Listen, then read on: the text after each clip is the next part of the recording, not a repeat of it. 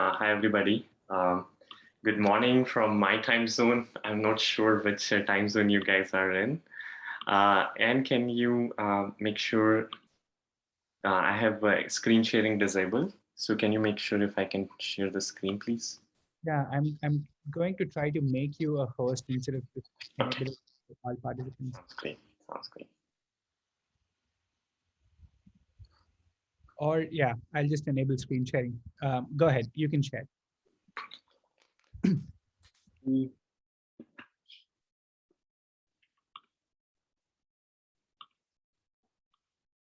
Let me know if you guys can see my screen.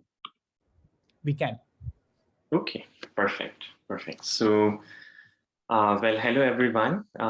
And just a slight change. I am now a tenured assistant professor from this week, from fall semester. So just, what Anne was giving introduction, I just want to, make that actually information out as well. Thanks for inviting me. And as Anne said, I have been researching in this space for the last decade, leveraging real-time social media and web data for emergency management and future studies services. So in today's talk, I will focus on giving you just a quick brief on the research trust, what we work on, just to give you a little bit broader picture of different areas in which social media mining can be used. And then we go from there specifically a little bit deeper into one of the use cases of leveraging social media mining for helping real-time, social media filtering for requests for help when they are sent to the city services. So with that, we will end with some future directions. So you have some thoughts to take it forward, this line of research. And I hope to convince you that this is a very interesting inquiry of research direction. So with that, let's start quickly with just like a brief overview of our this area that what we work on. In terms of our lab's research trust, we are interested in designing intelligent systems, and this basically focuses on augmenting human performance of the workers at public or city services. So this broadly falls under human-centered computing research space. That's where social computing is also situated, like in terms of ACM's classification.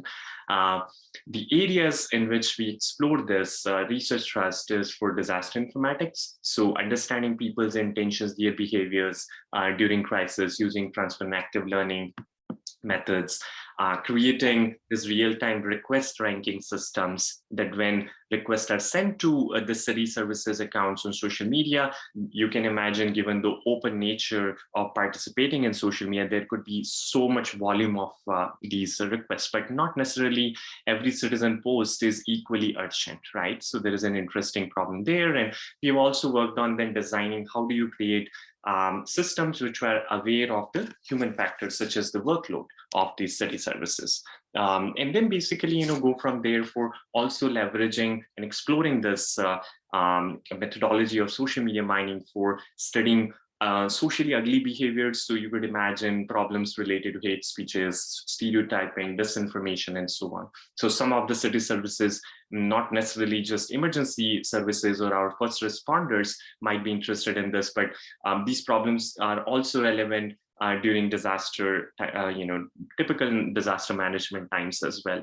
So how do you mine those malicious intentions and, those types of malicious behaviors for, purpose of gathering intelligence for emergency services? So that is another area of societal crisis that we focus on. And last is cyber crisis, more related to how problems related to cybersecurity and social cybersecurity comes into picture. So how do you basically study the believability of content? So we have explored a lot of natural language understanding methods in broader NLP area for this different types of areas related to natural crisis, societal crisis, and cyber crisis. So with that, let's go a little bit deeper in the natural crisis, relating it to also what Anne might have and Syed might have already covered in terms of our emergency response. And here, I'm not limiting myself to only emergency response, but rather broader disaster response or crisis response, where the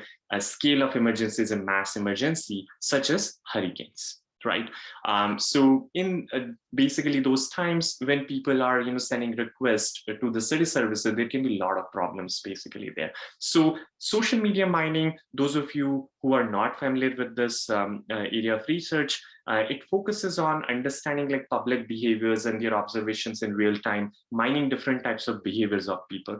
So if you imagine like, let's say, I would say 2 decades ago, it could be even more, right? You can see online communities before were not in existence, but I think almost about 2 decades, we started seeing a lot of proliferation of them, right? Before that, communication used to be during the crisis times in any of the geographical areas, we used to see it used to be through TV and print media. What happened after this Web 2.0 era of social media is that the communication became bidirectional. So by people to people. So people can share information during disaster, they can help each other. And there are very interesting research problems there. I'm going to give examples of them in a few moments. And why is that so? Because of the nature of social data, especially focusing on natural language understanding related problems. The data is unstructured, it has unconstrained language, and then it comes up with all these different types of challenges related to ambiguity in understanding and inferring what is the behavior of the data, the sparsity of the behaviors, the diversity of the representativeness, right, of the data, and scalability problems.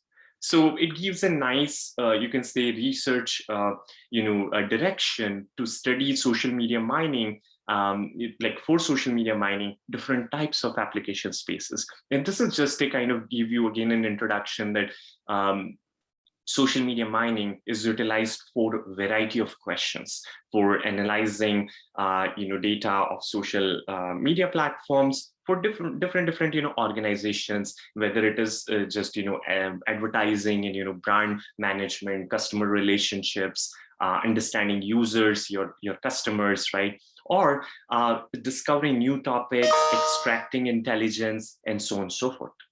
So with that, basically, just a quick methodological overview again to introduce this typical methodology. You focus on setting a specific behavior of interest. For example, people seeking help for rescue during a disaster, right? So during that time, you could imagine it like that people during hurricane, when 911 system is jammed, people are reaching out via social media, right? Because of mass emergency. And in real time, they're seeking help from the services of our cities. So how are the cities supposed to respond to these people, right? So a social media mining system could be created to extract these type of behaviors and rank and prioritize them. So this is a problem of recognizing intent from the given user post who's seeking help, right? So once you set the observable behavior, you go and extracting features corresponding to that, then you do your typical modeling of feature and behavior class association, and then you do evaluation, right? So your typical data mining methodology.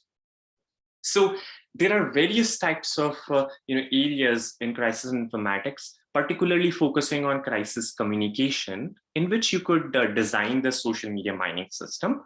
For example, authority to citizen communication that used to be like a traditional approach, right? That people are being informed for evacuation, for rescue, for different kinds of things, right? So you could imagine problems related to maximizing the spread of information, right? So information diffusion related problems in typical network modeling.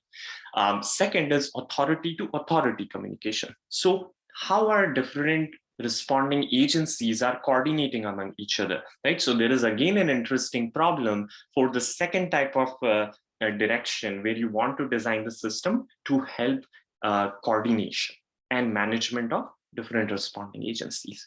Third is citizen to citizen communication. So this is the direction that was, we can say, augmented or sort of facilitated through social media quite a lot. Right, people used to help in our neighborhoods even before the era of internet, isn't it? In fact, citizens in a community are considered the true first responders, right? But with the help of social media, what has happened is there is a citizen to citizen communication being facilitated at a massive scale. So people needing help could be in fact matched to people offering help. And I'll give example of that in a moment. Last is citizen to authority communication. And this is the place where what we do traditionally by calling 911 systems and then cities trying to consider dispatch and response planning and so on, right, of the resources, then how they are going to coordinate when the things are actually being driven through social media spaces. So again, there is a value of designing real-time systems of social media mining for that type of crisis communication. So just an example, as I was mentioning, for citizen to citizen communication, this is like one prior work that I had done where we focused on matching people who were needing help. For example, you look at a message here that there is a call for help that volunteers are absolutely desperately needed, and there is an absolute need for seeking help for debris removal and so forth, right? And then there are volunteers who are willing to help, that hey there, I just can help, just let me know where should I go and to help, right? And where should I donate, and so on and so forth.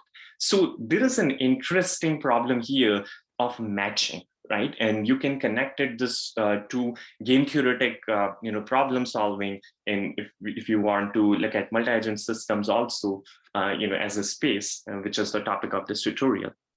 So an example use case of this type of problem solving is like resource demand supply mismatch. That after Hurricane Sandy, this is just an anecdote I'm bringing up here. When we did this research way back, that there were these posts out that thanks but no thanks. Why is it so? Is because people were going and donating without having any coordination of understanding of the demand. And you can see this problem not just from people to people communication, but this could be related to people to authority and authority to people's communication as well, like citizens communication.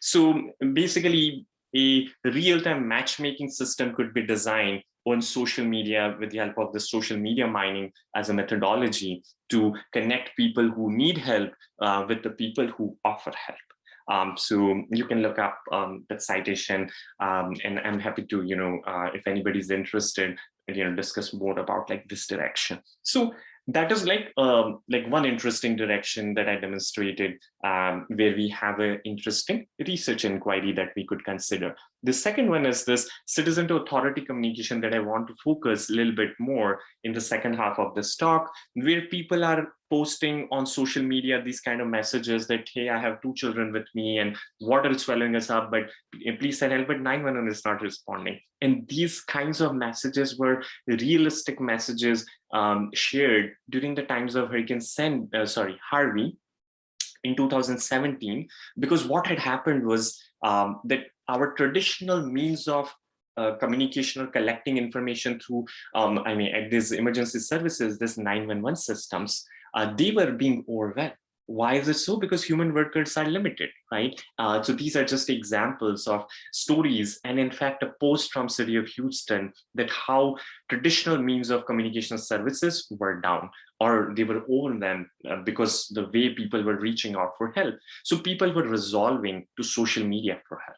So now, as a city, you want to have the services in such a way that they could basically assist to people and respond on the social media spaces as well, right? So now what has happened is, as a future work of this city services, as we imagine, like our smart city services, when events will happen, the data collection might be through not just traditional 911 systems, but through other means of social media, text 911 and so on.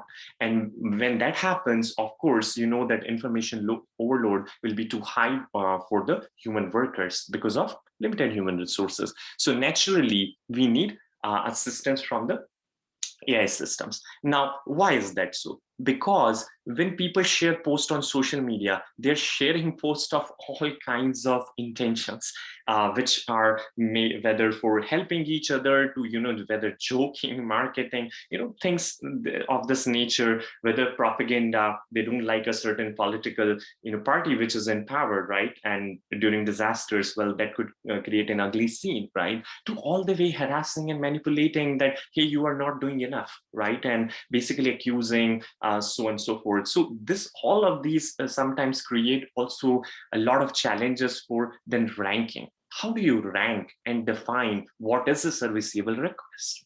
So when people reach out to services, so formally a problem is going to be then in social media, can we filter, can we prioritize, can we rank, and can then we basically group or organize the serviceable social media requests in real time for our emergency services. So that's the problem for social media mining system that we are basically interested in designing. So we looked at actually in the study all the different types of user requests that were sent to accounts of our city emergency services during different disasters. And then when we looked at the data, interesting challenges were, of course, relevancy. That well, people may be just sending, seeking help for, let's say, evacuation, but they're sending it to, a unit that is related to, let's say, public health, right? Or let's say if they need basically help regarding, securely for safety purpose, for securely, they're passing through whatever the neighborhoods and they are in because of, all the disaster devastation. Well, they might they might want to reach out to security agencies accounts, right? Rather than like just in general, all kinds of city services accounts. So that is like one kind of challenge. Another is this ranking, that even if you send a message to one specific relevant service, messages may not be serviceable in terms of real-time operations. So here are just examples of them. You see the one in the green that seems like pretty serviceable in terms of the response, operational response, versus like look at the message at the bottom here in the red color. That thank God you're working on this. So it's great that they're giving encouragement, but that's not like operationally serviceable, right? So then how do we define this spectrum of the services? So we looked at understanding this type of intentional behaviors by looking at different literature, whether email communication, whether Q&A forums, right, whether social media chats, how actually this kind of requesting behavior is managed. And based on that, then we came up with a solution to define is serviceability, a set of serviceability characteristics of this request posts that are sent to services, then design an automated ranking system based on that serviceability model, and then evaluate as usual in any of our research studies with different types of crisis data sets. So the main objective for designing the serviceability model was how can we recognize what are critical characteristics? And important thing is whatever automated systems we designed in an applied setting of city services, we need to be explainable. We cannot just design the systems, it needs to be explainable. So it was even more important that these characteristics are something that they can actually understand and they can appreciate. So what we did is we relied upon the domain knowledge basis of this training materials, there's training guidelines that are provided in, especially in the US context. And then based on that, we came up with this kind of model where the model is defined by this important variables, this 4 important variables that either message is an explicit request for specific resource, or either messages asking a very explicit question, like let's say that was about evacuation and water level, just we saw a few slides ago. It has enough contextual information, just like what would happen in a typical 911 call. If any of you had ever a instance that you recall when you had to call 911, that they asked a lot of contextual information, right? And lastly, it is correctly addressed as well, right? That whom it is being sent to in terms of services. So based on that, we came up with this kind of first annotated data and then design, basically learning to rank systems. So we trained a ranker and then evaluated it for ranking purpose. And then we also created a methodology for semantic grouping of those requests for improving information access. So in this way, like just a couple of results to share with you here, like you see the messages in the green on the top, they are ranked across these 4 serviceability characteristics by crowdsourcing annotators higher. Versus look at the messages at the bottom, they are ranked lower and as expected, right? They are not operationally relevant. So we looked at these crowdsourced annotations, and we actually looked at the correlation of them with the gold standard labels of serviceability that we obtained with the help of emergency professionals who were responding or had a role in emergency management across the 6 disasters that we studied in this research. And they were like across this, different areas, like it was Louisiana floods, Nepal earthquake, Hurricane Sandy, and so on. And basically you could see that correlation is pretty good, right? So which means it was at least one first level of validation that serviceability characteristics can sort of capture the nuance of the relevance that the emergency management professionals believe for servicing a specific request post in terms of prioritizing.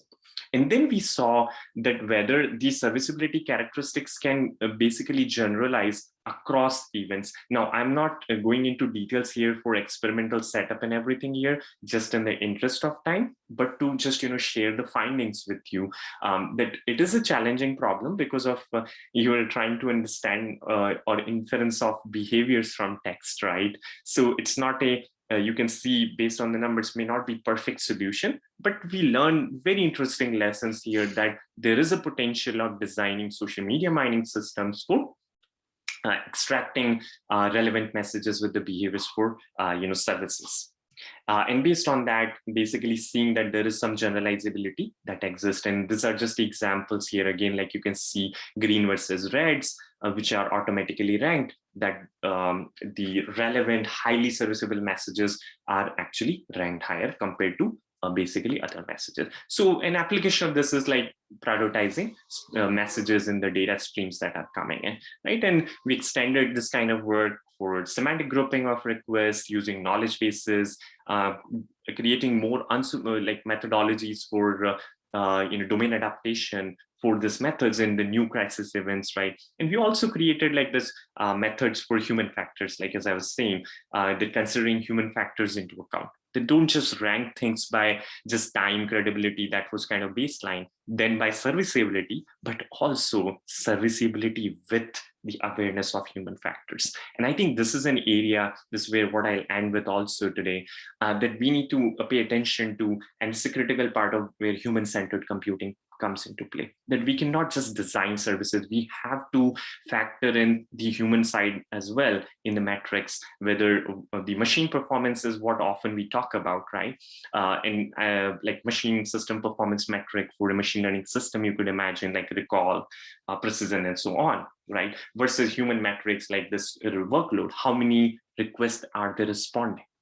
So we need to be basically cautious about this problem of how many and how often this request alerts are being generated, because our human resources are pretty limited in the services. So there is an optimization problem here for the machine system metric versus human metric, human performance metrics. And so, there is an interesting problem that could be basically addressed here as well. So in the future, we have to go towards like this direction more and more. And this is what I'll end my today's talk with as a thought process, that we need to create opportunity, and we need to encourage more and more interaction of systems with the human side. We shouldn't just be designing systems on their own in an automated way. And there are a lot of interesting problems where our humans could be helping these automated systems, these real-time systems, by factoring in the human feedbacks, whether it is about human annotations, whether it is about classification, filtering problem for behaviors, whether ranking and prioritization, or whether on visualization creating effective usable interfaces. And across all of them, there is a great opportunity for fundamental research in AI with human-centered computing. An application of that is that we have design tools that we often deploy and work with responders. We have been actively working in the DC area, certs especially, helping them basically using all the resulting research being integrated and being provided with the help of tools. And we did this just a one snapshot for helping them during COVID-19 response. So with that, I'll just end here. We can go on and on for hours for, in terms of areas, but I'll be happy to answer, some questions here.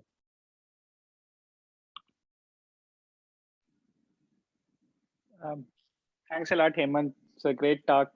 So the way we do this is that we have about 4 minutes before the start of the next session. We can actually extend that to say maybe 5-7 minutes. But if anybody who you can take a break now. If you want to hang around and ask Hemant some questions, he's here for the next maybe 4 minutes. So if you have any questions, please go ahead. If you want to go grab coffee or something, feel free to do that. And just unmute yourself and ask a question if you want to. Hi, Hemant. This is Nalini. I have a quick question for you. Yes. And I had to step out in between, so you might have covered this. But one of the issues we have had in the past in getting social media information effectively for any kind of analytics, especially for researchers, is a lot of this is held by companies, right? Like Twitter or Facebook or other kinds of sources where there may be other constraints on sharing that information with service providers. Right. And so I wonder whether there are, policies that have been set up in place to make such data accessible. And of course, it's a double-edged sword, right? Anybody, you don't know how to pass along that information in a way that it isn't misused. Right. Absolutely. And I wonder whether, you've thought about this specifically. I think it's really nice to have multi-agent systems that can exploit this and sort of see things coming from social media feeds. It has been very useful. Right. The other question is, agencies are a little nervous to use this kind of information officially. Right. So I'm just curious as to. Okay, thanks, Nalini. Very interesting question. So for first one on data collection, so they have started providing like this academic access. And it is a sort of, I would say, not so well-defined territory. Meaning like you have collaborations established with them, and that's how you get a data access, richer data access. And as researchers, like to your point, we as the researchers are trying to create more proof of concepts, right? And then basically there are companies, and a very interesting example of that is like either Crimson Hexagon or Data Miner. If you look at their works, they are creating solutions for these emergency services, and formal emergency services are also actually buying them and deploying them. So which means basically that is happening in a more official way, where they have like sort of paid access, I'm sure, in that way, rather than free. Of course they are getting paid, but basically it is happening that there is a full access that is available from these platforms, data streams, to those software companies which are providing these software solutions of social media mining to the formal emergency response services. Now, and for researchers, like as I was mentioning, there is an academic research access. If any of you guys are interested, Twitter has started doing that because Twitter is kind of used more popularly in cracks informatics. But likewise for other also social media platforms, there is an opportunity. Like if we work collaboratively, Facebook used to be sharing some information for public pages and all, but they started having like more limitations after they had some challenges, I think a year or two ago, and then more restrictions started coming in actually. And then basically for the second question that you asked, the trust issue, which is very important. Official agencies still do not trust, we can't say all of them, but many of them still have doubts and challenges. And partly that is because of the traditional way of incident command system as their coordination system and emergency management system. So they have a very well-defined command and control structures. However, we know that as soon as we step into social media spaces, all these agents and these citizen sensors are not as reliable as their other colleagues would be. And that's where problems come in. So a remedy to that has been the more and more research towards trustworthiness of the users. That is one. And second, that we need to consider that those of emergency management professionals who have been very open to accepting social media, and I've been very actively working with them, and I often hear from them, is that we just use it as additional signal in our decision making. We don't just totally rely upon it. So that way you can see that it is just an additional sensor stream that is providing them like a little bit more intelligence. And sometimes it is extremely helpful because their other sensor streams are not, providing them the intelligence that they need. Probably even to corroborate the other streams. Exactly. Thank you. Yeah.